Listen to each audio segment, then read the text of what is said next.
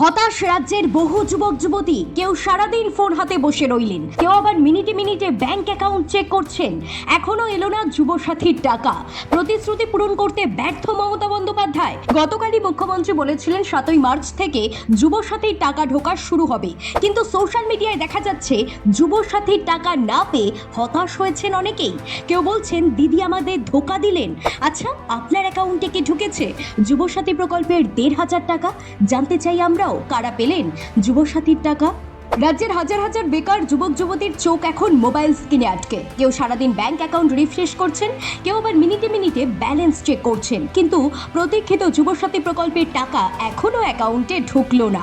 গতকালই মুখ্যমন্ত্রী মমতা বন্দ্যোপাধ্যায় ঘোষণা করেছিলেন 7ই মার্চ থেকেই শুরু হবে 1,500 টাকার ট্রান্সফার করা।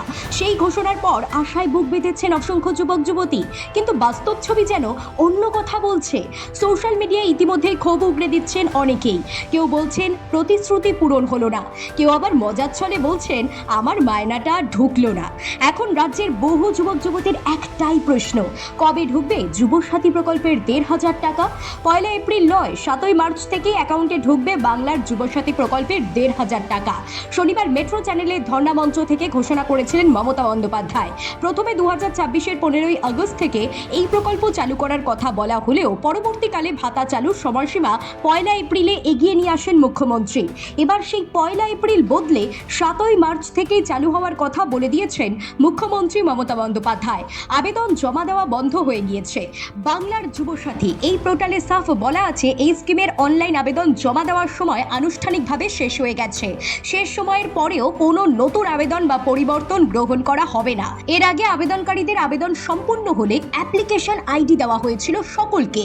পরবর্তীতে সেই আইডি ব্যবহার করে স্ট্যাটাস চেক করা যাবে বলেই জানানো হয়েছিল।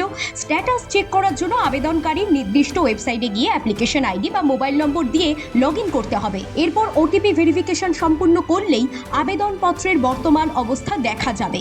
সাধারণত স্ট্যাটাসে কয়েকটি ধাপ দেখা গেছে: পেন্ডিং, আন্ডার ভেরিফিকেশন, অ্যাপ্রুভ অথবা রিজেক্টেড। তবে বর্তমানে স্ট্যাটাস চেক করতে গেলে এমন কোনো লেখা দেখাচ্ছে না, আর তা নিয়েই হতাশ হয়েছেন বহু যুবক যুবতী।